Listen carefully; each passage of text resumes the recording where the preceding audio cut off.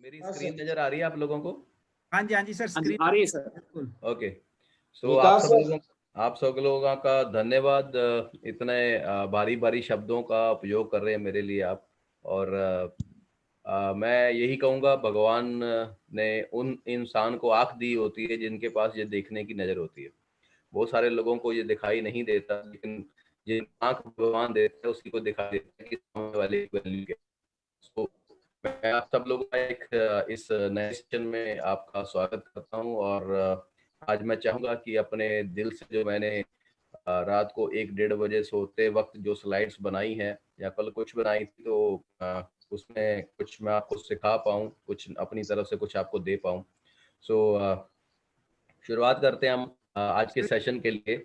सो विकास sir, आज हमारा जो विकास सर सेशन है रिकॉर्डिंग उसमें, आपकी तरफ से चल रही है? हाँ जी, मैंने रिकॉर्डिंग लगाई हुई है। Okay okay, thank you. Okay right.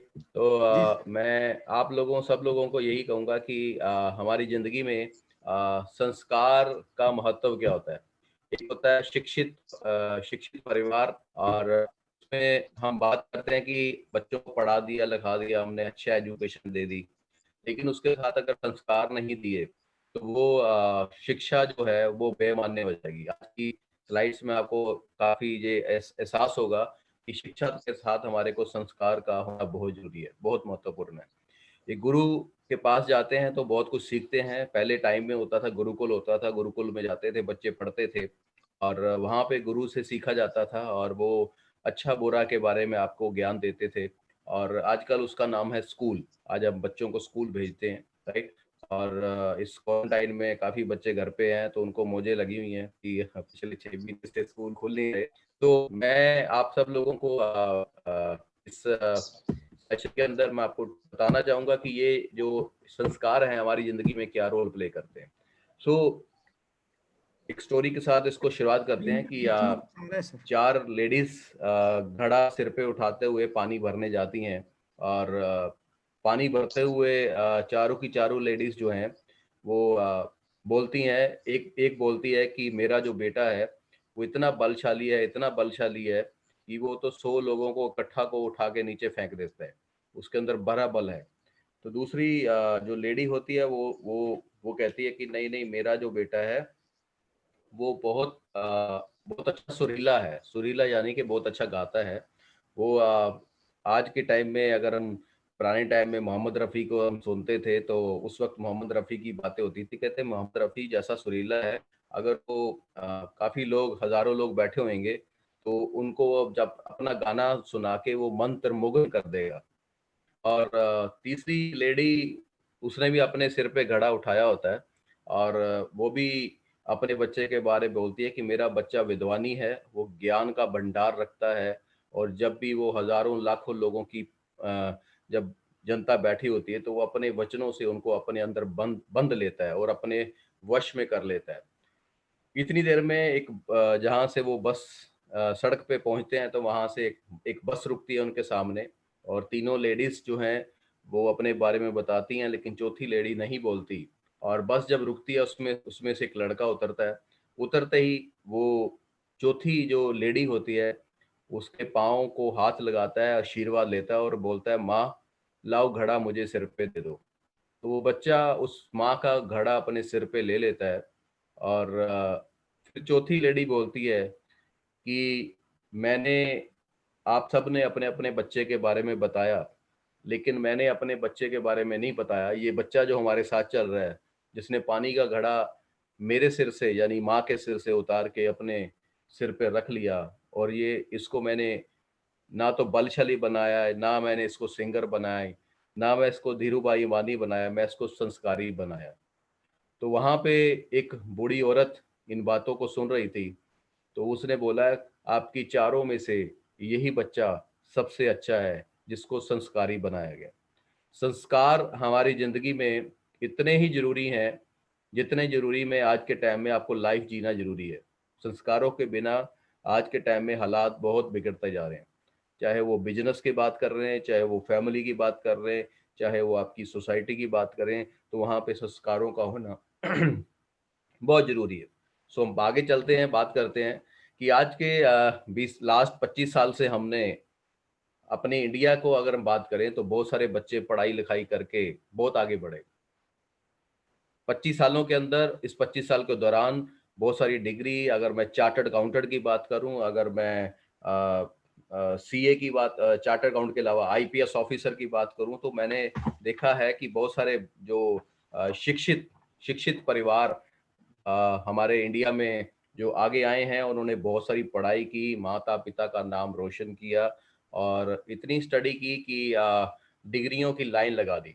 So in last 25 सालों में हमारा देश शिक्षित देश कहलाया और इवन के इस देश को प्राउडली बोला जाता है कि इसके जो बच्चे होते हैं, यानी बाहर की कंट्री के जो जो लोग हैं, वो ये मानते हैं कि इंडिया के जो लोग हैं पढ़े लिखे हैं और समझदार भी हैं। तो इसलिए जो डिमांड की जाती है, जितने भी, अगर मैं बड़े बड़े लोगों की बात करूं, अगर मैं बिल गेट्स की बात करूं, अगर मैं एप्पल के सीईओ की बात करूं, तो इनके जो पर्सनली सेक्रेटरी होते हैं, इनका फर्स्ट डिमांड क्या रहती है कि यार इंडियन पीपल जो होते हैं ना, उनको रखा जाए। वो क्यों ऐसा बोलते हैं? पढ़ाई लिखाई में उनको वहाँ अमेरिका में, यूरोप में भी लोग मिल जाते हैं, लेकिन उनके बीच में क्या नहीं होता, उनके पास संस्कार नहीं होते। उनको ये लगता है, विदेशों के अंदर ये लगता है, इसलिए वो इंडियन, अगर मैं नासा की बात करूं तो उसमें बहुत सारे लोग जो है इंडियन साइंटिस्ट हैं। कारण क्या है कि इसलिए लिया जाता है कि इंडिया में जो संस्कार हैं, जो हमारे ऋषियों मुनियों का जो पीछे ग्रंथों में हमारे 4 वेद जो रहे हैं, उसमें जो बताया गया है, उसमें यही बताया गया आपको संस्कारी होना बहुत जरूरी है। अगर आप संस्कार के साथ चलते हैं तो आप दुनिया में सिर्फ पैसा नहीं कमाते, आप बहुत नाम शोहरत बहुत कुछ कमाते हैं। और आपको पता है कि पैसा कमाने के लिए रास्ते बहुत हैं, राइट? लेकिन यहाँ पे हम पैसे की बात के साथ साथ आपकी एक इमेज जो अच्छी बनती है मार्केट में, एक अच्छी सोच जो आपकी बनती है, आपके चेहरे से, आपकी बातों से, आपके लफ्जों से, जो लोगों के दिमाग में आपकी एक पिक्चर बन जाती है, वो इमेज की मैं बात कर रहा हूँ कि जो अच्छी इमेज आज हमने अपने बनानी है। तो मैं यहाँ पे अ, आप लोगों को बताना चाहूँगा कि अच्छे पढ़ाई लिखाई करके बच्चे आज हमने विदेशों में भेजने शुरू कर दिए और नो डाउट होना भी चाहिए और बच्चों को आगे बढ़ना चाहिए, बच्चों के अंदर माता पिता की रुकावट नहीं होनी चाहिए। लेकिन दोस्तों, मैं आपको लेडीज एंड जेंटलमैन बताना चाहूँगा कि आज के टाइम में बच्चों के अंदर संस्कार अगर नहीं है तो क्या होता है, बच्चा जब विदेश चला जाता है, शादी कर लेता है, तो वो अपनी माँ को कब याद करता है, बुलाता कब है अपने पास? अगर विदेश में वो सेटल हो चुका है, वो अपने माता पिता को, बहुत सारे कम लोग होते हैं जो इमीडिएटली बुला देते हैं कि मम्मी पापा आप आ जाओ, अब आपका आशीर्वाद यहाँ चाहिए। लेकिन बहुत सारे बच्चे तब बुलाते हैं जब उनकी बहू प्रेग्नेंट होती है। जब उनकी बहू प्रेग्नेंट होती है तो अपनी माँ को याद किया जाता है। वो इसलिए याद किया जाता है कि अगर मैं यहाँ से नर्स को भी ले लूँ, क्योंकि वहाँ पे आपको पता है हस्बैंड वाइफ दोनों काम करते हैं, आवर्स के हिसाब के आपको पैसा मिलता है, इसलिए उनको दोनों को फील्ड में निकलना पड़ता है, जॉब करनी पड़ती है, तब जाके जो इंडियंस लोग यहाँ से जाते हैं तब उनके जाके खर्चे मेंटेन हो पाते हैं। और इसलिए जब वो हस्बैंड देखता है कि वाइफ प्रेग्नेंट है, अब घर पे मैं तो सेवा नहीं कर सकता, अगर मैं वहाँ की नर्स यानी कि यूएसए की नर्स को 1 महीने के लिए या 1.5 महीने के लिए उसको रखता हूँ, तो वो टेक केयर करेगी, तो उसका खर्चा बहुत ज़्यादा हो जाता है। तो वो अनुमान लगाता है कि अगर मैं अपनी माँ की टिकट बाय एयर की खरीदता हूँ और उसको यहाँ वहाँ से इंडिया से यहाँ बुलाता हूँ और 1 महीना उसको खाना भी खिलाता हूँ, तब भी वो बहुत सस्ती पड़ेगी। तो इसलिए वो माँ को बोलता है, माँ आप मेरे पास आ जाओ, अब आप दादी बनने वाली हैं। तो माँ भी अपने मोह से, अपने प्यार से अपने बच्चे के लिए भागती जाती है। सो दोस्तों, मैं आपको यहाँ कहूँगा कि हम अपनी माता पिता को, अगर विदेश में सेटल हैं या होने जा रहे हैं, तो खुशी जब आपको उसकी जरूरत है, आपको बहुत ज़्यादा आप उसकी नीड समझ रहे हैं, उस वक्त नहीं, आपको आपकी माँ की क्या नीड है, आपकी माँ को क्या चाहिए, आपके पिता को क्या चाहिए, उस वक्त उसके साथ खड़ा होना बहुत जरूरी है। तो ये अगर आपने संस्कार दिए हैं, अगर आपने बच्चों को शुरुआती दौर में संस्कार दिए हैं, तो वो बच्चा आपको पहले से ही इनवाइट कर लेगा। हो सकता है वो आपको साथ ही ले जाए, जब उसका वीज़ा लगा उसने अपनी वाइफ का वीज़ा लगवाया, तो आपका वीज़ा साथ में लगवाए। तो ये तो बनती कहानी, क्योंकि अ, यहाँ पे बात आ रही है कि अगर हम पंजाब की बात करें, वी आर ज़्यादातर मैक्सिमम हमारी कम्युनिटी यहाँ पे अभी टीम में पंजाब से भी हैं। तो मैं पंजाब के लोगों को यही कहना चाहूँगा कि हम पंजाबी जो लोग हैं वहाँ चले जाते हैं, और वहाँ पे पहली बात तो जो लड़का बैचलर यानी कुँवारा होके यहाँ से गया था, तो लेकिन वहाँ पे एक स्टूडेंट उनको मिल जाती है कॉलेज के अंदर पढ़ाई करते-करते, आपस में इलू-इलू हो जाता है। फिर वो बोलता है, मम्मा ये पापा एक फ़ोटो भेज रहा हूँ, देखो कैसी है। तो माता-पिता आज बहुत समझदार हैं, वो समझ जाते हैं कि बेटे ने एक हम उम्र लड़की की फ़ोटो भेजी है, तो किस लिए भेजी है?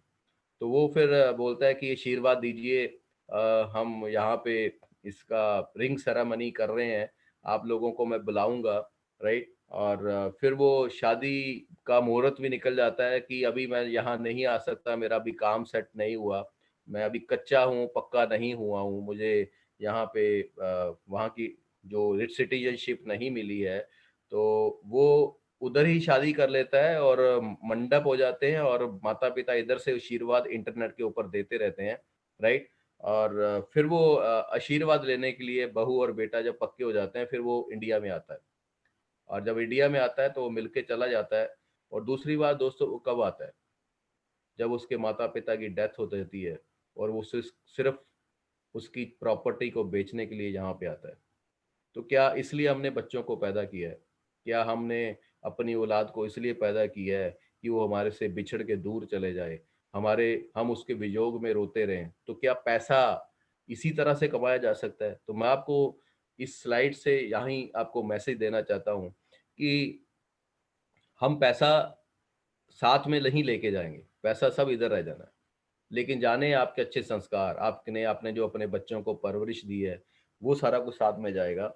और मैं यहाँ पे ये बताना चाहूँगा कि अगर हम अपने बच्चों को आज जो सिखा रहे हैं, वो ही हम आप आने वाले में वापस लेने वाले हैं।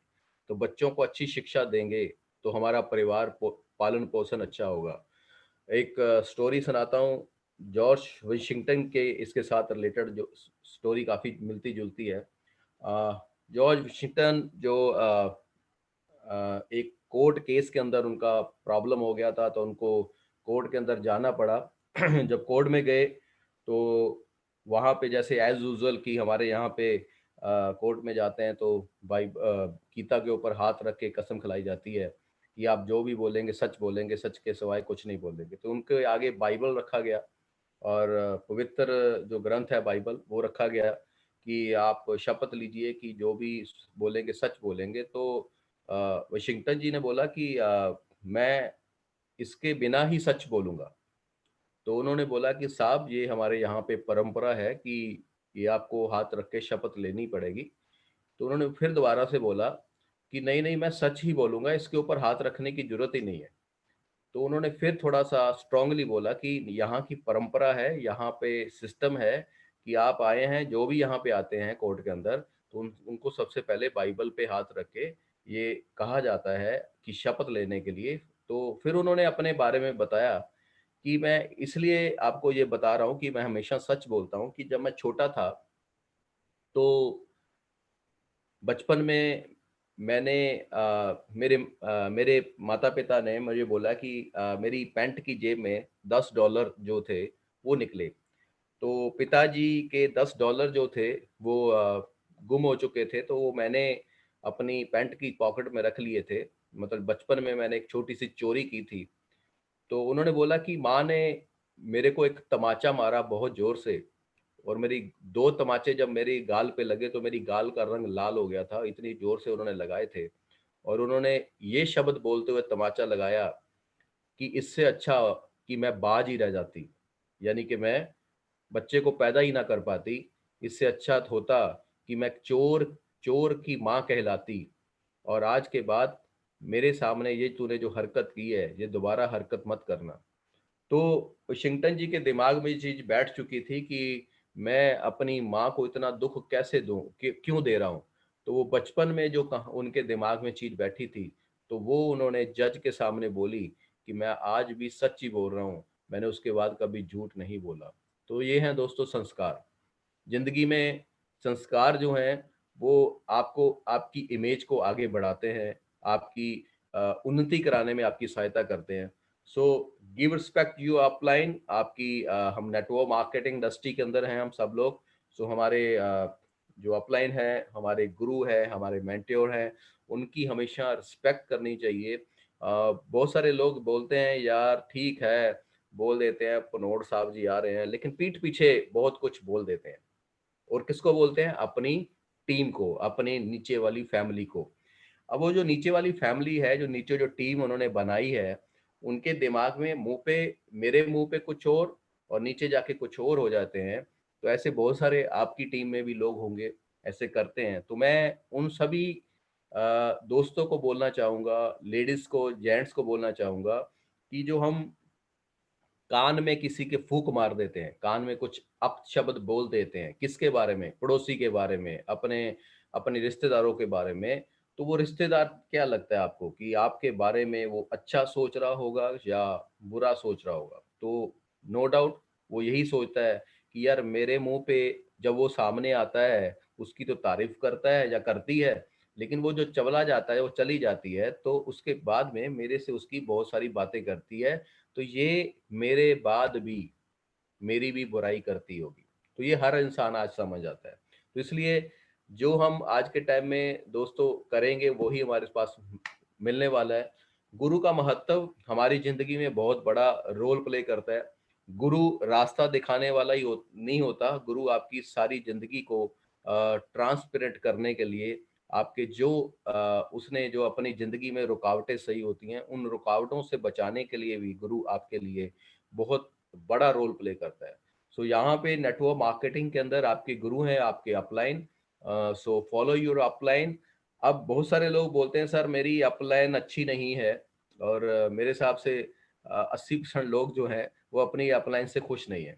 सर वो मेरा फ़ोन नहीं उठाते, सर वो मेरे से बात नहीं करते, सर वो मेरे साथ प्लान देने नहीं जाते, सर उन्होंने मेरे को ज्वाइन कराया था, उसके बाद दोबारा से सर नज़र नहीं आए।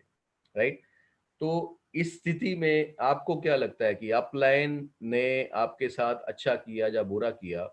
तो मैं यहाँ पे यही आप लोगों को बोलना चाहूँगा कि अपलाइन जो है वो आपको, अगर इस वेस्टिज सिस्टम के अंदर आपका ज्वाइनिंग फॉर्म भराने के बाद, आपका ज्वाइनिंग फॉर्म भरवाने के बाद आपसे एक जो फर्स्ट परचेज करवाने के बाद, यानी आपकी आईडी ग्रीन हो गई और आपको थोड़े से प्रोडक्ट के बारे में बताने के बाद आपके पास से चला गया, चला में गया मतलब आपका फ़ोन नहीं उठा रहा, वो कहीं एंगेज्ड हो गया, वो कहीं बिजी हो गया, वो फैमिली में अपने जो घर के घरेलू उनके झगड़े जुगड़े थे उसमें फंस गया, या वो कहीं और किसी स्टेट में चला गया, आपका फ़ोन भी पिक नहीं कर रहा।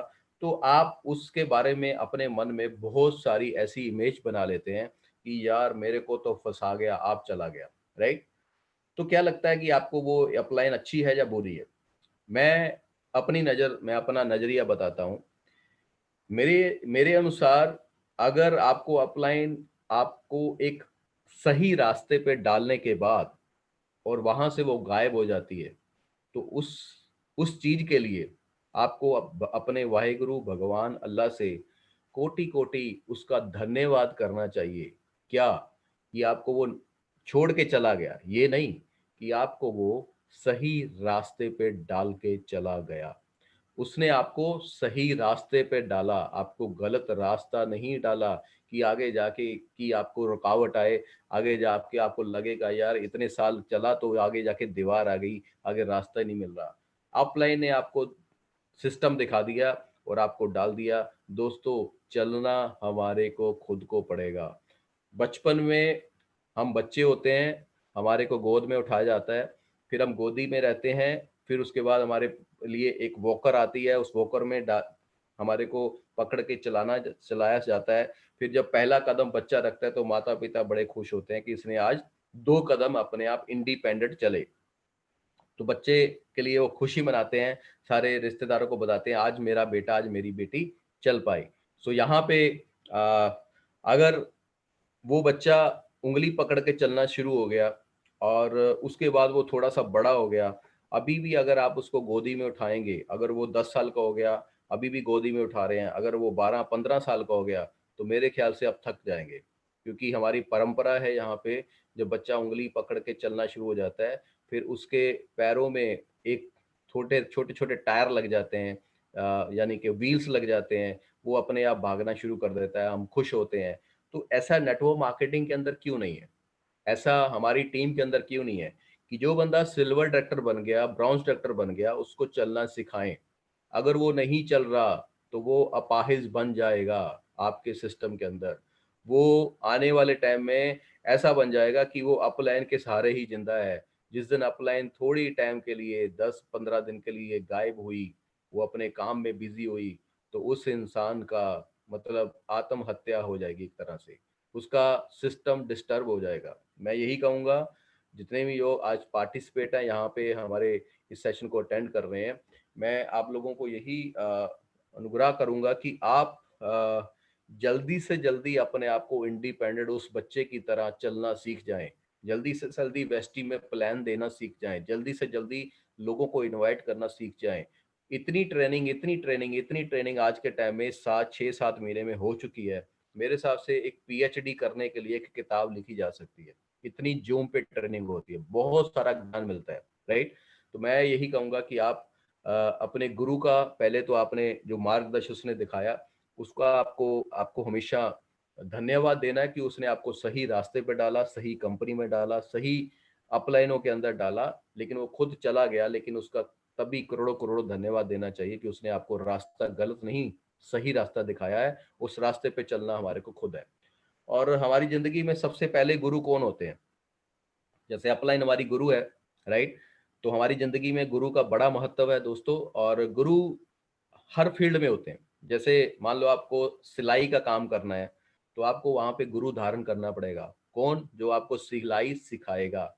यहाँ पे बहुत सारी लेडीज हैं हमारे साथ, तो ब्यूटी पार्लर का भी लेडीज काम करती हैं। तो आपको जो अच्छी ब्यूटिशियन है, जिसके साथ रह के आपने प्रैक्टिस की, जिसके साथ रह के आपने अपने हाथों को फेस के ऊपर घुमाना सीखा, तो वो भी आपका गुरु है, राइट? अगर आप इंजीनियर बन रहे हैं, आप डॉक्टर बन रहे हैं, तो आपको प्रोफेसर्स ने पढ़ाया, फिर आपने इंटर्नशिप की, फिर आपको डिग्री कॉलेज किया, तो आपके वो सब गुरु हैं।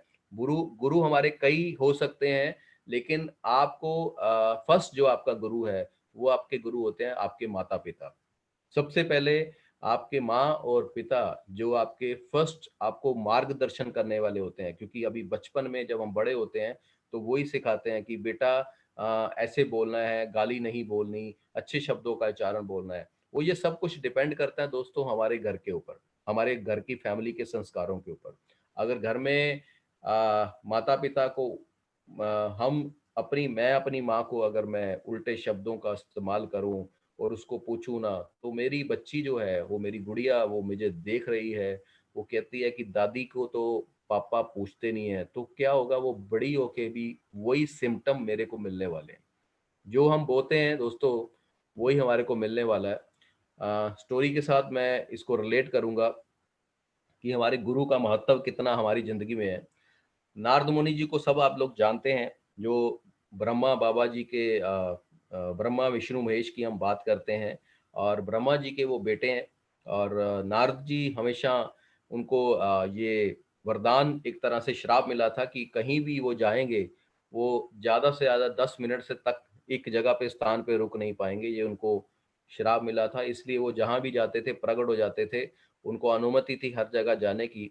तो नाथ जी की कहानी, जब वो उपदेश देते हैं किसको, यानी पार्वती माता रानी जब हिमाचल जी के घर में जन्म लेते हैं। आपने हिमाचल के पर्वत, हिमाचल की पहाड़ियाँ, हिमाचल प्रदेश सुना होगा।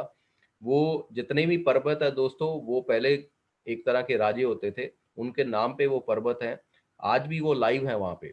जो लोग इन चीज़ों को एहसास करते हैं, जो इन चीज़ों को महसूस करते हैं, आज हमारे को तो वो पत्थर दिखाई देते हैं, लेकिन आज वहाँ पे आप जाओगे, तो हम हिमाचल में एंट्री करते लिखा होगा देवभूमि। देवभूमि, देवों की भूमि। तो जितने भी ये हिमाचल यानी कि पर्वत का नाम है, लेकिन हिमाचल पहले राजा हुए हैं।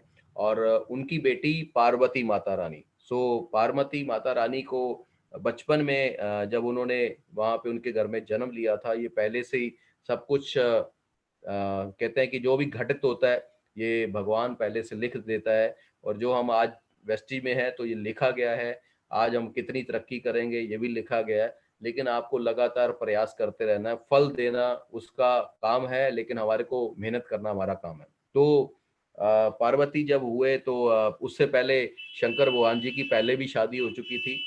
वो सती माता हैं जो उनके साथ शादी हुई थी, तो सती माता अपने आप को सती कर दिया था उन्होंने, क्योंकि जब वो अपने आप को उन्होंने अग्नि के हवाले कर दिया था, तो शंकर भगवान जी फिर उसके बाद दोबारा से लीन हो गए अपनी भक्ति के अंदर।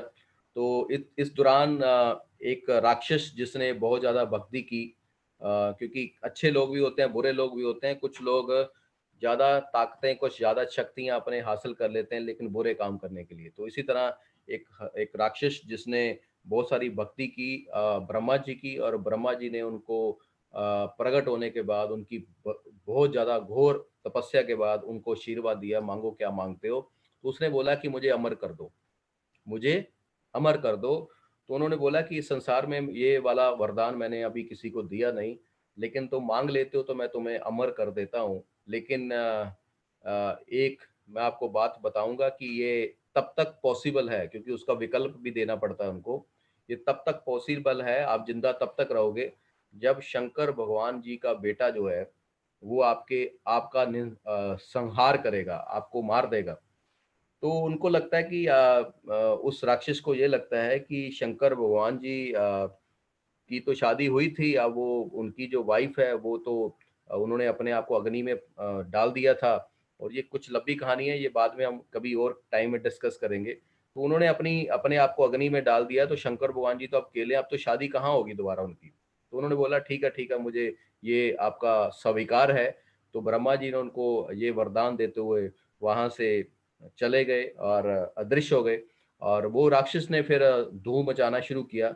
उसने सबसे पहले लोगों को मारना, लूटना, ऊट पटांग बहुत कुछ करना शुरू किया। और उसने सबसे पहले देवताओं के जो राज्य है, यानी कि स्वर्ग लोग जिसको कहते हैं, जहाँ पे इंद्र देवता जी अपने सिंहासन पे बैठे, तो वहां पे जाके उसने आक्रमण कर दिया अपनी सेना के साथ। तो इंद्र देवता जी को वहां से निकाला गया और वो अपने बाहर रहे और सिंहासन उन्होंने छीन लिया। तो इतना त्राही त्राही जब होने लगी, तो सब लोगों ने बोला कि ये जब इंद्र भगवान जी और सारे अपने देवताओं के साथ ब्रह्मा जी के पास गए, तो उन्होंने बोला कि आपने ऐसा उसको वरदान क्यों दे दिया कि वो अमर हो जाए, उसने तो हमारा सिंहासन ही छीन लिया, अब हम लोग कैसे आगे सरवाइव कर पाएंगे। तो उन्होंने बोला कि शंकर भगवान के जो बेटा होगा, जो उनका पुत्र होगा, वो इसका वध करेगा।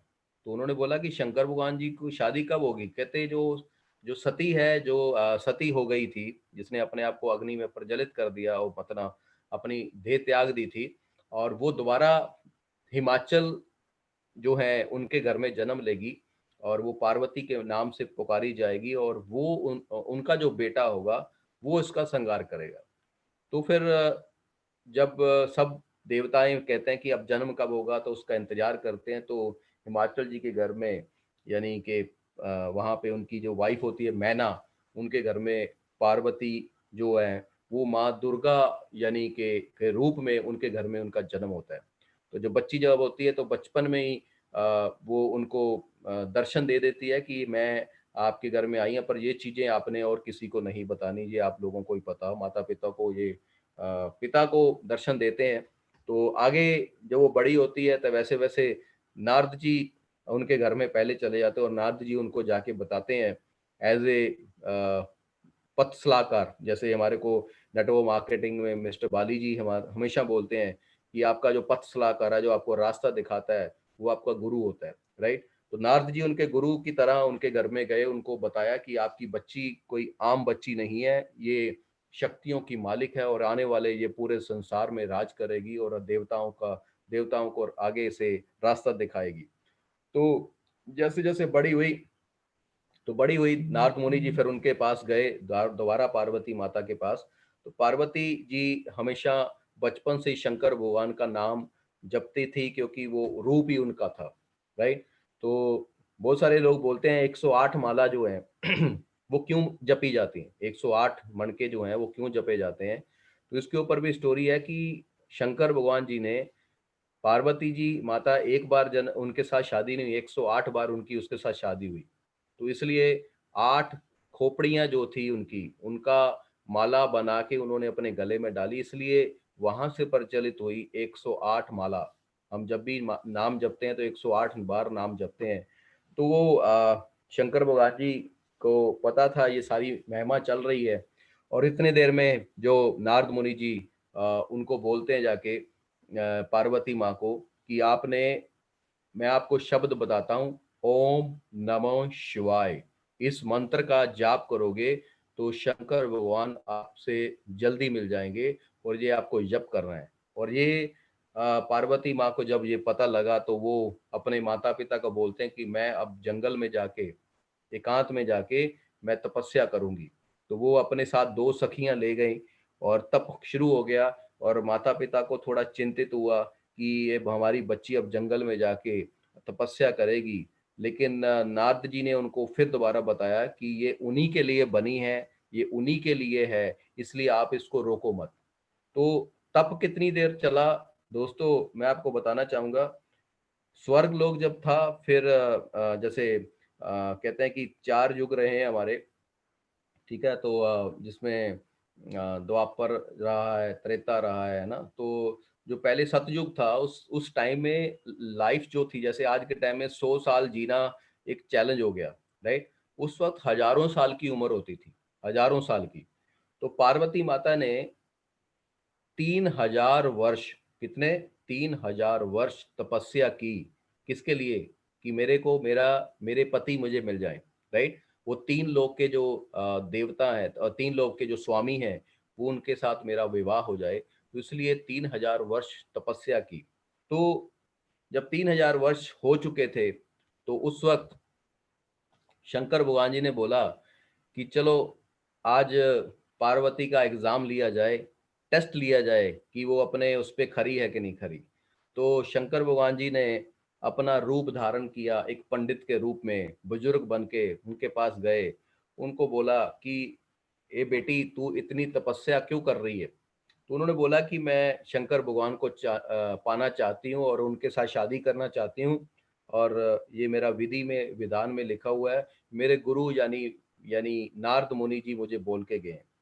तो उस पंडित ने, यानी जो शंकर भगवान जी का रूप बन के वो खुद अपना बेस बदल के गए थे, तो उन्होंने बहुत कुछ बोला कि यार शंकर जो देख बेटी, शंकर जो है वो तो वो अपने शरीर के ऊपर भस्म डाल के बैठे रहते हैं, सांप उनके गले में होते हैं, बिच्छू आदि जो जीव जंतु, और उनकी आस पास भूत प्रेत सब रहते हैं, और सर पे इतनी जटाएं हैं उनकी। तुम कहाँ पे इतनी सुंदर और इतने अच्छे अच्छे यहाँ पे राजे हैं। जैसे उस वक्त ब्रह्मा जी और विष्णु, यानी विष्णु भगवान जी, बोला जाता था कि बहुत सुंदर थे वो, राइट। और उनकी कायाकल्प बहुत अच्छी थी। तो उन्होंने बोला कि तुम विष्णु जी से साथ शादी क्यों नहीं कर लेती, तुम इतना अच्छा वो सुंदर है, और तुम कहाँ पे ऐसे बहुत बुरा भला बोला उन्होंने, मतलब अपने आप को, यानी कि पार्वती को बोला कि माँ को कि शंकर तो वो तो जंगल में रहने वाला है, वो तो कैलाश में रहने वाला है, वो उसका कोई अता नहीं पता नहीं, वो कहाँ से आया, कहाँ जाएगा, क्या हिसाब किताब है। तो पार्वती जी सुनते रहे, उनको बहुत बुरा लगा। तो उन्होंने दोबारा से जब हाथ उठाते हुए उनको ऐसे इशारा करते हुए बोला कि बस अब और मत बोलिए। उनको बोला ब्राह्मण जी, आपने बहुत कुछ बोल दिया। अगर कहते हैं कि ऑपोजिट सारा कुछ हो जाए, अगर पानी में आग लग जाए, कमल का फूल जो है वो पत्थर के ऊपर खिल जाए, पानी में ना खिलते हुए पत्थर के ऊपर खिल जाए, अगर ये सब कुछ मेरे सामने घटित हो, तब भी मैं अपने गुरु का कहा हुआ रास्ता नहीं छोड़ूंगी। यानी मेरे गुरु ने बोला है, यानी नारद जी ने मुझे बोला है कि यही मंत्र करके, जप करके शंकर भगवान तुम्हारे पास आएंगे और तुम्हें आशीर्वाद देंगे। तो दोस्तों, इस स्लाइड के साथ मैं आप लोगों को रिलेट करूंगा हमारी अपलाइन के साथ। अपलाइन हमारे को रास्ता दिखा देते हैं, इन्वेस्टिंग के लिए 7 तरह के काम आपको रोज करने हैं, आपको प्रोडक्ट खाना है, आपको लोगों को share करना है, आपको इनवाइट करना है, लोगों को मीटिंग करनी है, सातों के सातों काम हमारे को अपलाइन बता देती है। लेकिन इतने बीच में कोई बहरूपिया अपना रूप बदल के दूसरी कंपनी लेके आ जाता है और बोलता है वेस्टी ऐसे वेस्टी वैसे, आपको नया फायदा देंगे, आपको ये करेंगे, तो हम भटक भी जाते हैं। मेरी टीम से बहुत सारे लोग ऐसे भटक के चले गए और आपकी टीम से भी जाते होंगे। लेकिन मैं आपको बताना चाहूंगा कि जो इंसान अपने गुरु का निरादर करता है, जो इंसान आपके अपने बताए हुए गुरु के रास्ते पे, देखो चलना हम सब लोगों ने अपने अपने रास्ते पे खुद है, लेकिन वो रास्ता दिखा रहा है, आपके साथ भी खड़ा है। जहाँ पे कोई पत्थर आ गया तो आपको बताता है कि ये पत्थर से ऐसे जंप करके जाना है, कहीं पे कोई आपको गड्ढा आ गया, वहां से बताता है कि इसको इस साइड से होकर निकलना है, क्योंकि वो खड्डों में गिरा होता है अपलाइन, उसको पता होता है कि यहाँ यहाँ पे ये चीजों की रुकावट होती है। आप में से बहुत सारे लोग जो है सुबह काम पर जाते हैं, अपने घर से निकलते हुए ऑफिस तक जाते हुए आपको यहाँ तक भी पता होता है कि इस सड़क पे यहाँ पे खड्डा है तो बाइक यहाँ से निकालना है। आपको याद हो जाता है, उस सड़क का रास्ता याद हो जाता है, उसके पत्थर याद हो जाते हैं, उसके जहाँ पे गड्ढे पड़े होते हैं वो याद हो जाते हैं, क्योंकि आप रूटीन में रोज वहां से निकलते हैं। तो वहां पे अगर आपकी आपके बीच में और आपकी आपकी टीम के बीच में कोई इंसान आके मिस गाइड करता है, तो उस इंसान की परीक्षा हो रही होती है कि वो अपने गुरु के साथ खड़ा है कि नहीं खड़ा, वो अपनी अपलाइन के साथ खड़ा कि नहीं खड़ा। अगर वो हिल गया तो समझो वो गया। बहुत सारे लोग मैंने अपनी टीम से भी जाते हुए देखे हैं, लेकिन दोस्तों उनको सफल होते नहीं देखा, क्योंकि यहाँ पे आपको अपलाइन बदलने की जरूरत नहीं है, आपको अपने आप को बदलने की जरूरत है। जिस दिन आप अपने आप को बदल लेंगे, आपकी दुनिया आपके लिए चेंज हो जाएगी। पहली बार मिस्टर बाली जी को जब मैं दिल्ली में ऑफिस में जब ट्रेनिंग जब चल रही थी, वहां पहली बार मैं जो रमेश पनानी जी के साथ मिला, तो मैंने उनको बोला कि सर मैं आप ही की तरह बनना चाहता हूँ, 6 फुट 2 इंच हाइट। तो मैं सिर ऊपर करके उनको देख रहा हूँ और उन्होंने बोला कि बेटा मेरी जिंदगी में मेरा लंबा कद जो मेरे को हाइट दी है भगवान ने, वो मेरी 8वीं क्लास में मेरी हाइट जो है वो 6 फुट के आसपास हो गई थी, और लोग मुझे लंबू, जराफ, ऊंट के नाम से पुकारते थे। और मैंने बोला कि भगवान ने मेरे को जो इस उम्र में कोई श्राप दिया, मुझे कोई बुरा बुरा मेरी जिंदगी में दिया, तो ये लंबा कद दे दिया, क्योंकि क्लास में सबसे आगे बैठता तो पीछे वाले बच्चों को दिखता नहीं था, क्योंकि वो सारे 4-4 फुट के थे, तो कहते मैं 6 फुट का हो गया था। तो ये उनकी जिंदगी में समस्या थी। तो वाली साहब ने बोला, जब मैं कॉलेज में गया और मैंने लेक्चर दिया पहला, तो उस दिन लोगों ने बोला स्टेज से नीचे नीचे उतरते कि गौतम तुम्हारी हाइट बहुत अच्छी है, गौतम तुम्हारी पर्सनैलिटी बहुत अच्छी है। कहते मैंने अपने आप को बदला कि यार ये कद लंबा जो मेरे लिए श्राप नहीं है। सो जिस दिन आप अपने विचार अपने आप के लिए बदल डालेंगे, आपको अपलाइन की बदलने की जरूरत नहीं पड़ेगी। इसलिए चेंज करिए दोस्तों अपने आप को। अगर आपका बिजनेस रन नहीं कर रहा, आपका बिजनेस आगे नहीं बढ़ रहा, तो देखिए वहां पे कमी क्या है। कमी है आलस की। जिंदगी में सबसे बड़ा शराफ अगर किसी को लगा हुआ है, अगर जिंदगी में आज कोई आगे नहीं बढ़ पा रहा, तो उसका शराफ क्या है, उसका टीम आगे नहीं बढ़ रहा है, तो आलस, आलस यानी लेजीनेस जो है हमारी जिंदगी में सबसे बड़ा रोल प्ले करती है। अगर कोई बंदा आगे बढ़ा हुआ है, वो संपन्न है, क्लास में 3 फर्स्ट सेकंड थर्ड बच्चे आते हैं, बाकी नॉर्मल पास होते हैं, तो वो जो क्लास में मॉनिटर है, जो क्लास में फर्स्ट आया, उसने उसके मुकाबले उसमें आलस का फर्क होता है। उसके अंदर आलस, लेजीनेस नहीं था, वो सुबह जल्दी उठता था, जल्दी पढ़ता था, अपना लेक्चर पूरा करके अपने पढ़ाई पे पूरा ध्यान देता था। तो आलस जिंदगी में है कि चल यार कल कर लेंगे, चल यार अभी तो पड़ा ही है टाइम, चल यार कोई बात नहीं फिर क्या हो गया। तो ये जो हम उस टाइम को टाल देते हैं, इससे हमारी लाइफ जो है वो और पीछे चले जाती है।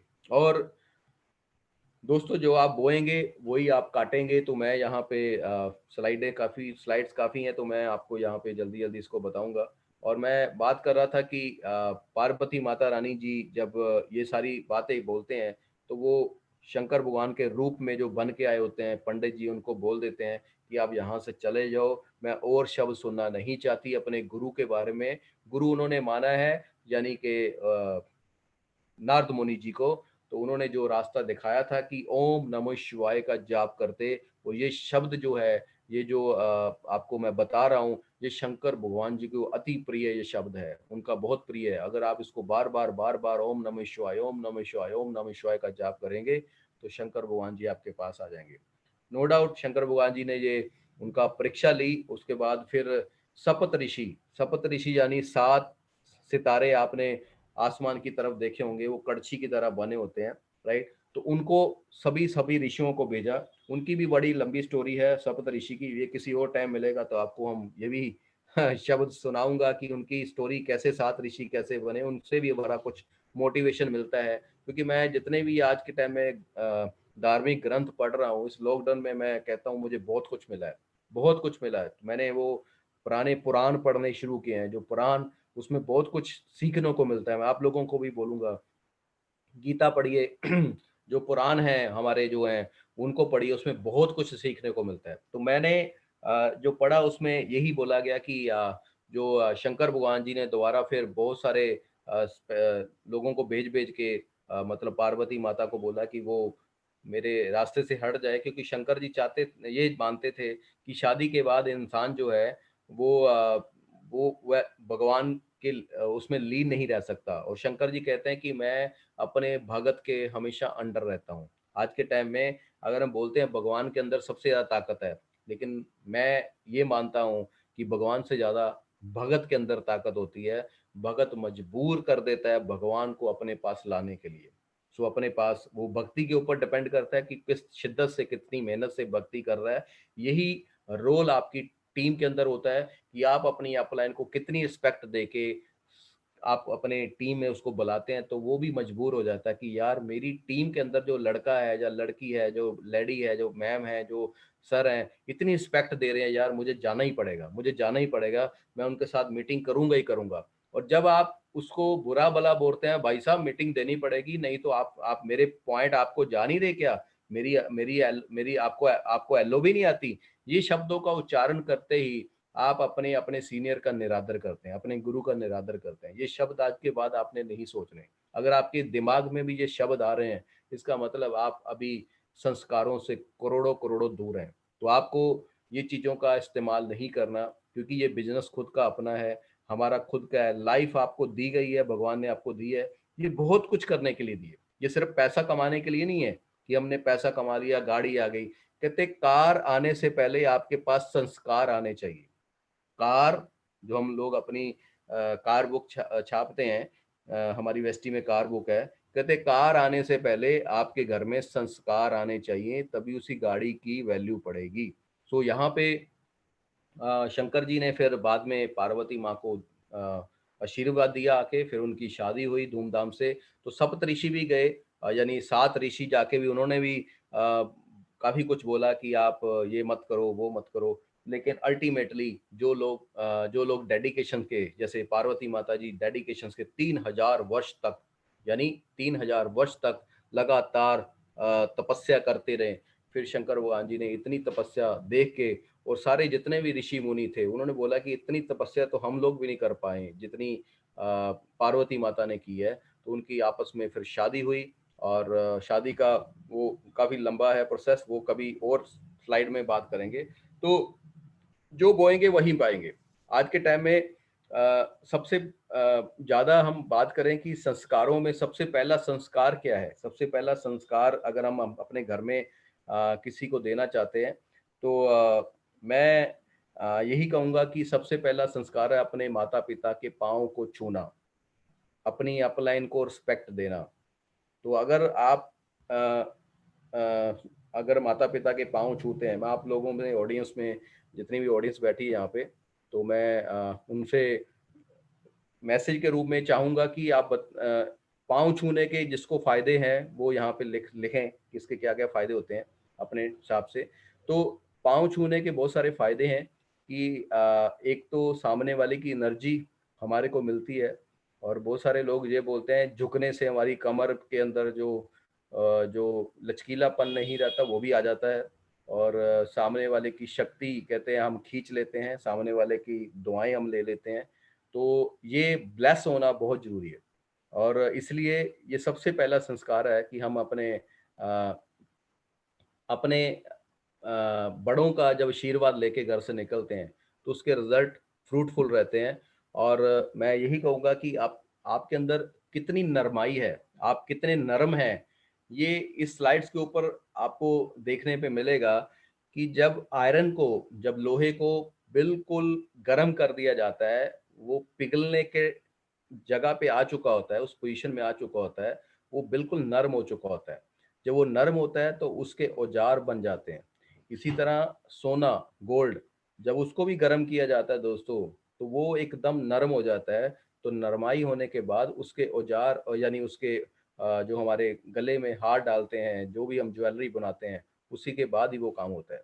इसी तरह मिट्टी को जब नरम किया जाता है तो उसके बर्तन बन जाते हैं, उसका कलश बन जाता है।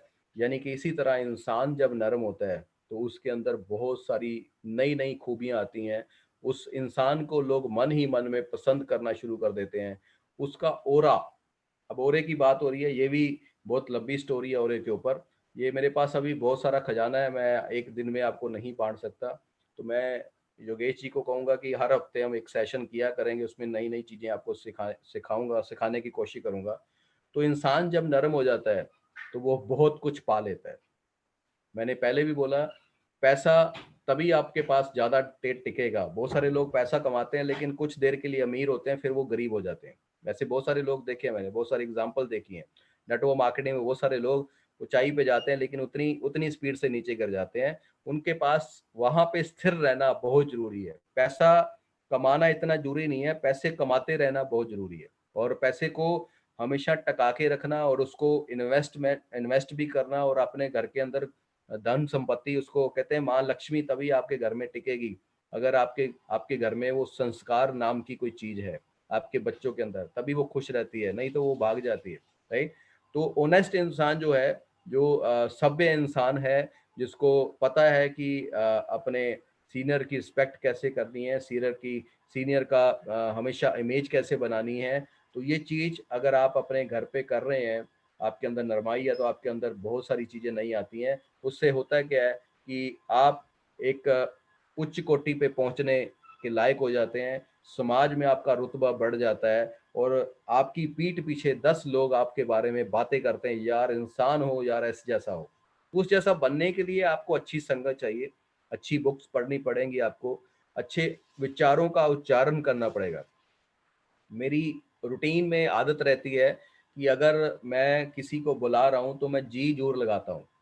मैंने पंजाब में बहुत सारे हमारे टीम में बहुत सारे लोग देखे हैं, वो अपने बड़े बड़े को भी तू करके बुलाते हैं। तू यार ये तू प्लान क्यों नहीं देता यार, तू आ क्यों नहीं किता यार। तो मैं उनको कई बार बोलता हूँ, यार आप तू और आप में कितना फर्क है। जो ज़्यादा लफ्ज बोलने में कोई ज़्यादा उखाई नहीं है, मतलब कोई ज़्यादा दिक्कत नहीं है। तू की जगह तुम बोल सकते हो और आप कह सकते हो, तुम की जगह आप बोल सकते हो। इसमें थोड़ी सी गहराई है, रिस्पेक्ट है। अगर हम आप बोलते हैं सामने वाले को, जी बोल के बुलाते हैं, राइट। तो इसलिए ये शब्दों का उच्चारण आपके संस्कारों के साथ ही मिलता है। तो अगर आज के तारीख में हम बात करें तो ये चीज़ें बहुत ज़रूरी है। और उसके अलावा अगर हम बात करें कि ये अ, संस्कारों की बात करें, नरमाई की बात करें, तो ये हमारे घर से शुरू होती हैं। एक लड़की सभा में बैठे बैठे हुए महाराज जी के पास एक छोटी सी कन्या आती है। तो बैठी होती है तो महाराज जी उनको बोलते हैं कि बेटा टॉफ़ी खाओगी? तो वो बोलती है महाराज जी आप जो देंगे वो प्रसाद समझ के मैं ले लूँगी। तो वो सामने टेबल के ऊपर एक डिब्बा होता है जिसमें बहुत सारी टॉफ़ीज़ होती हैं और संगत में से वो लड़की सबसे आगे बैठी होती है, छोटी सी कन्या होती है। तो वो उसको बोलते हैं बेटा वो डिब्बे में से टॉफ़ी ले लो। तो वो लड़की उठती है, उसमें से बहुत सारी टॉफ़ियाँ निकाल लेती है, बहुत सारी टॉफ़ीज़ निकालती है और सबसे पहले वो जितनी 8 से 10 लोग बैठे होते हैं महाराज जी के सामने, उन सबको एक-एक टॉफ़ी देती है, फिर वो टॉफ़ी लेती है अपने लिए। तो महाराज जी उनको बोलते हैं बेटा तूने तो पहले जो शब्द बोला था कि मैंने तुमसे पूछा टॉफी खाओगी तो आपने बोला कि महाराज जी जो भी आप दोगे हम प्रसाद समझ के ले लेंगे। तो ये अच्छे विचार हैं, अच्छे संस्कार हैं। तो ये जो मैंने तुम्हें बोला कि तुम टॉफी ले लो जाके, राइट। तो आपने टॉफी एक नहीं कई निकाल के सबसे पहले संगत को बांटा और फिर आपने ये अपने खुद के लिए ये टॉफी ली। तो उसने बोला कि हमारे मम्मी पापा यही सिखाते हैं, घर में कुछ भी है पहले हम सब लोग एक दूसरे को बांटते हैं, फिर इकट्ठे हम उसको इकट्ठे खाते हैं, तो घर में हमारे यही मोल है। तो यहाँ पे इस चीज़ का परिणाम मिलता है कि अगर हम संस्कारी हैं तो बच्चों के अंदर से बचपन से ही ये चीज़ें डालनी पड़ेगी, बचपन से ये चीज़ें डालनी पड़ेंगी। और अपने मैं आपको हमेशा बोलूँगा कि आप अपनी ज़िंदगी में हमेशा अच्छे शब्दों का उच्चारण करें। और यहाँ पे अहंकार अहंकार में डूबे इंसान को ना तो खुद की गलतियाँ दिखाई देती हैं और ना दूसरों की अच्छी बातें। बहुत सारे लोग घमंडी हो जाते हैं और घमंड कई बार होता है कि हमारे को पता भी नहीं लगता कि मेरे अंदर घमंड है, वो सामने वाला ही आपको बता सकेगा कि यार तू इस काम में घमंड घमंड रखता है, या इस काम में तू ईगो रखता है। तो ईगो जो है, यानी कि ई को हटा दिया जाए तो गो बन जाता है। तो हमारे को जिंदगी में कभी ईगो नहीं रखनी चाहिए, हमारे को हमेशा नर्म रहना चाहिए, डाउन टू अर्थ रहना चाहिए। मैं मिस्टर बाली जी से, जो मेरे मेंटोर हैं जिनसे मैं हमेशा सीखता रहता हूँ, इतने बड़े इंसान हो गए हैं आज, इतनी बड़ी कंपनी हो गई है, आज इंडिया में नंबर 1 पे है, वर्ल्ड में 30th रैंक है। अभी दोबारा से हमारी सर्वे होने वाला है तो हम टॉप 10 के अंदर पहुंचने वाले हैं। वो जो मालिक है अभी जो कॉमर्स ऑफ चैम्बर्स के अंदर भी उन्होंने अपना भाषण दिया, मैंने उनको सुना। तो मैं हमेशा उनसे बहुत कुछ सीखता रहता हूँ। वो इंसान ऐसे इंसान है जिन्होंने अपने आप को डाउन टू अर्थ लगा के जोड़ के रखा हुआ है। कहते हैं कि आप आकाश को, आप आसमान को तभी छू सकते हैं अगर आप जमीन से जुड़े रहेंगे। अगर आप उड़ के छूना चाहेंगे तो जमीन से आपके पैर उखड़ जाएंगे, फिर दोबारा से जमीन पे लगने बड़े मुश्किल है। तो इसलिए मिस्टर बाली जी से मैं आज भी सीखता हूँ। मैं कई बार दिल्ली उनके पास गया हूँ, अगर मैं नया कोई पर्सन लेके जाता हूँ कि मिस्टर बाली जी उनसे मुलाकात करवानी है, तो वो वैसे ही मिलते हैं जैसे मेरे को मिलते हैं। और कई बार मैंने देखा है कि एक बार हम मिस्टर बाली जी को मिलने गए, तो हमारे रूम में एंटर, बाली साहब के रूम में एंटर करते तो सामने सिर्फ 2 चेयर थी, राइट। और हम लोग तीन तीन तीन लोग थे। तो मिस्टर बाली उठे और अपना कैबिन खोला, बाहर से चेयर लेके अंदर आए। तो मैंने बोला सर सर आप क्यों कर रहे हैं? तो बोले कोई नहीं बेटा, इससे क्या होता है, राइट। तो ये चीजें हमारे मालिक के अंदर हैं, अगर वो डाउन टू अर्थ है, वो हर इंसान की सहायता कर रहा है, तो हम लोगों के अंदर ऐसे अहंकारी जो विचार क्यों है? हम अपनी टीम से, कई लोग अपनी डाउनलाइन से लड़ रहे हैं, अपनी टीम से लड़ रहे हैं। देखिए, अगर आपका साइड वॉल्यूम नहीं हो रहा तो कमी हमारे अंदर है, अपलाइन टीम में कुछ नहीं है। आपको रोज निकलना है, रोज काम करना है। अगर आपकी साइड वॉल्यूम नहीं हो पा रही तो इसका मतलब आप रूटीन में प्लान नहीं दे पा रहे, आप रूटीन में उतने प्लान नहीं कर पा रहे। तो आके 30 तारीख को आपको लगता है कि मेरे 100 पीवी कम पड़ रहे हैं साइड वॉल्यूम से। वो क्यों कम पड़ गया?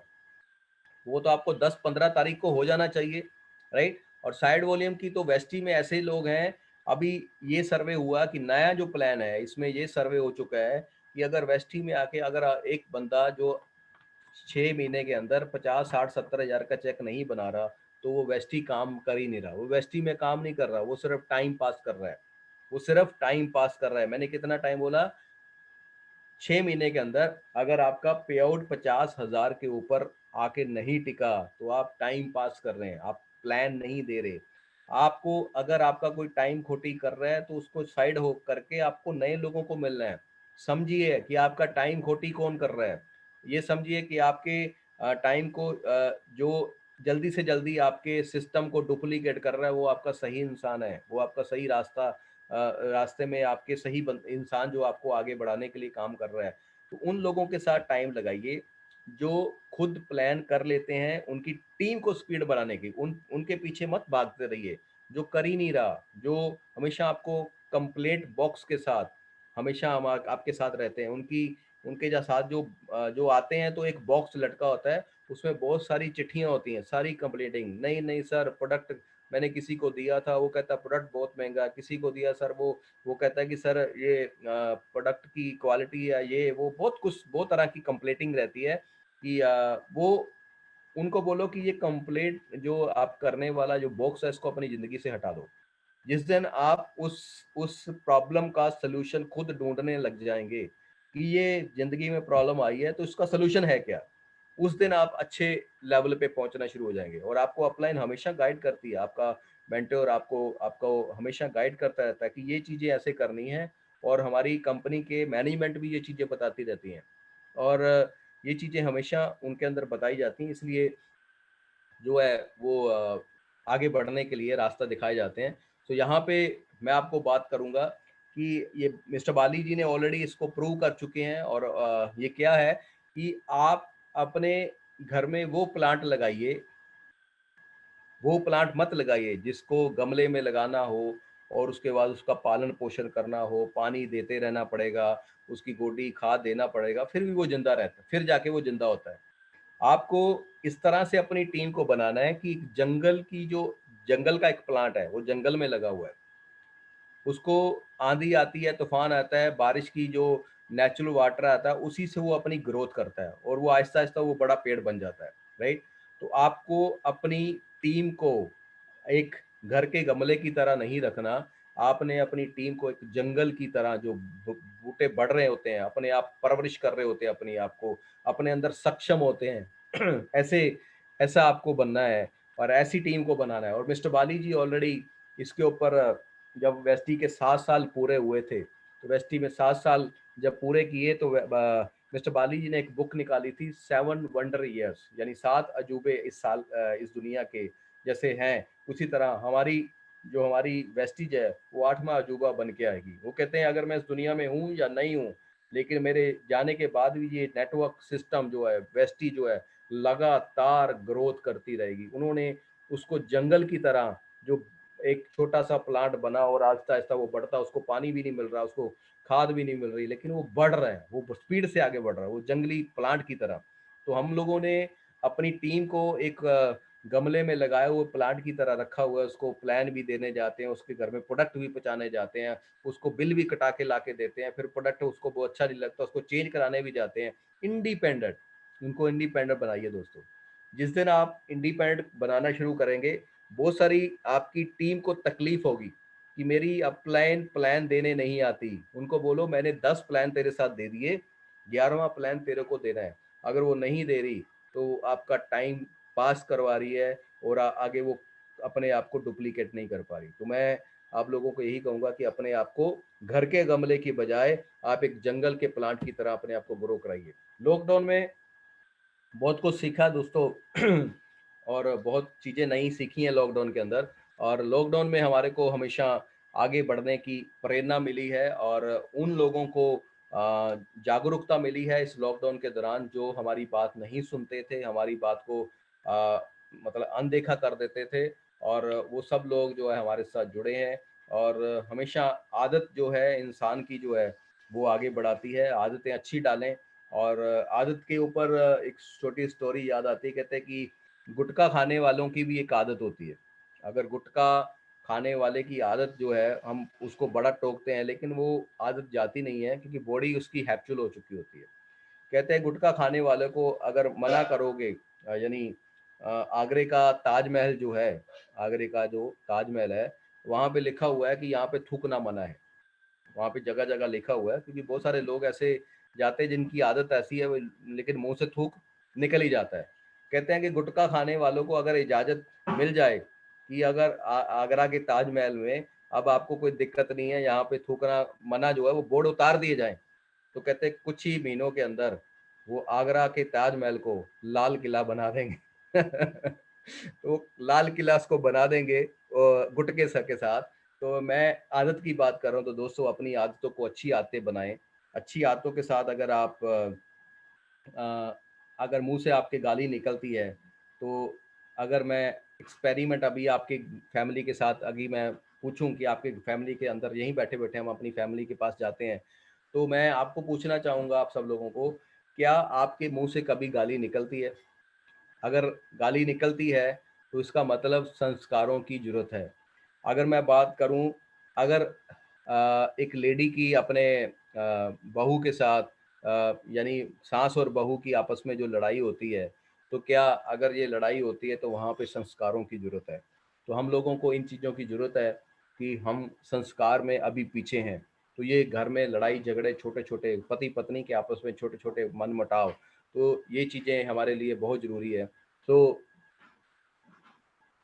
यहाँ पे कोई ड्राइंग कर रहा है हमारे, सो बहुत अच्छी ड्राइंग बना रहे हैं। सो लॉकडाउन में हम लोगों ने ये सारी चीज़ें सीखी हैं दोस्तों, और स्लाइड्स बहुत सारी हैं, टाइम ज़्यादा हो चुका है। और those business we do enjoy it gives a best result. अगर हम ज़िंदगी में हमेशा इंजॉय करते हुए आगे बढ़ते हैं तो वो बिज़नेस हमारे को ज़्यादा अच्छे रिजल्ट देता है। और हमेशा इंजॉय करते हुए जब आगे बढ़ेंगे तो आपकी स्पीड आगे बढ़ेगी। और अपनी टीम को हमेशा उसमें पार्टिसिपेट कराते रहें। अभी सुनील जी मेरे से बात कर रहे थे कि हम लोग टीम को कहीं लेके चलें और वन नाइट का प्रोग्राम बनाते हैं, तो उसके ऊपर हम तैयारी कर रहे हैं कि आप सारी टीम को हम एक आउटिंग दें, एक बाहर का माहौल मिले ताकि आप एंजॉय कर सकें। सो फैमिली के साथ समय बिताना बहुत ज़रूरी है दोस्तों। अगर आप फैमिली के साथ, मेरे हिसाब से इस लॉकडाउन में सबसे ज़्यादा हमारे को जो वरदान मिला है कि फैमिली के साथ हम समय नहीं बिता पाते थे, तो वो समय मिला है, हम फैमिली को एंजॉय कर पा रहे हैं, उनको समझ पा रहे हैं। और जो कहते हैं कि एक the token of love is not depend on the alcohol addiction, यानी कि जो लोग पैग लगा के ही अपने दोस्तों के साथ महफिल जमाना चाहते हैं, तो दोस्तों एक चाय के कप में भी बहुत सारा नशा होता है। नज़रिया है हमारा कि आप एंजॉय कर पाते हैं उस चाय के कप में उस पैग से ज़्यादा नशा। तो ये प्यार का नशा है, ये स्नेह का नशा है, ये आपस में दोस्ती का नशा है। तो जिस दिन ये इस प्यार को आप जान लेंगे, पहचान लेंगे, आप सामने वाले को समझना शुरू करेंगे, उस दिन तरक्की आपके ज़िंदगी में बढ़ती चली जाएगी। इट्स अ रिलेशनशिप बिजनेस दोस्तों। जो हमारा ये बिजनेस है, ये रिलेशन के ऊपर काम करता है। अगर आपके रिलेशन अच्छे हैं तो आप ग्रोथ ज़्यादा करते हैं। और रिस्पेक्ट जो है वो हमेशा अर्न की जाती है, वो कभी किसी को दी नहीं जाती, वो हमेशा अर्न की जाती है। अगर आप सब अपनी टीम की रिस्पेक्ट कर रहे हैं, अगर आप अपनी अपलाइन की रिस्पेक्ट कर रहे हैं, तो उन्होंने ये चीज़ अर्न की है, उन्होंने ये चीज़ों को अपनी ज़िंदगी में कवर किया है। और कहते हैं कि अगर आप अकेले भाग रहे हैं आप थोड़ी दूरी भाग पाएंगे, अगर आप इकट्ठे भाग रहे हैं तो बहुत दूर तक आप रेस को भाग पाएंगे, बहुत दूर तक चल जा सकते हैं आप। तो इसलिए कहते हैं कि we alone we can do so little, अगर together we can do so much. और अगर हम भगवान को साथ लेके चलते हैं, सो वी रन अलोन, अगर हम अकेले भाग रहे हैं तो ये रेस कहलाती है। अगर हम इकट्ठे भाग रहे हैं, अगर गॉड को साथ लेके भागते हैं, लड़ते हैं, तो ये आशीर्वाद हो जाता है। So thank you so much, आप लोगों को धन्यवाद। मेरे पास स्लाइड्स बहुत ज़्यादा ही पड़ी हैं, टाइम हमारे पास 1 घंटे का होता है। किसी और दिन दोबारा से आपके साथ कुछ नए विचारों के साथ मैं दोबारा से आऊँगा और आपको कुछ कोशिश करूँगा सिखाने की। तो आप मैसेज में डाल सकते हैं कि आज की ट्रेनिंग आपको कैसी लगी, या आपको आज के विचार मेरे कैसे लगे। तो उसमें कुछ है चेंज करने के लिए, तो मैं हमेशा से अपने आप को चेंज करने के लिए तैयार हूँ। मैं हमेशा से चाहता हूँ कि मेरे अंदर जो कमियां मैं और दूर कर सकूँ। तो हमेशा इंसान सारी उम्र सीखता रहता है, और जिस दिन आपका लर्निंग प्रोसेस जब तक रहेगा तब तक आप आगे बढ़ते रहेंगे। जिस दिन आपने अपना लर्निंग प्रोसेस बंद कर दिया, उस दिन आपकी ग्रोथ रुक जाएगी। सो थैंक यू, धन्यवाद आप सब लोगों का, सारे पार्टिसिपेट का। और आपने बड़े प्यार से शिद्दत ने आपने ये ट्रेनिंग सुनी।